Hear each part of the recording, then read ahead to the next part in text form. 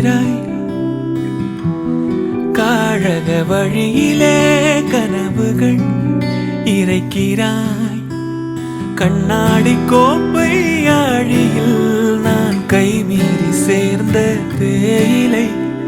கண்ணங்கள் மூடி ஓரமாய் நீ நின்றாலே அன்றே தேய்பிரை. கிளியே நீ பிரிந்தால் சாகிறேன், விறகாய் உன் விழியே கேட்கிறேன்.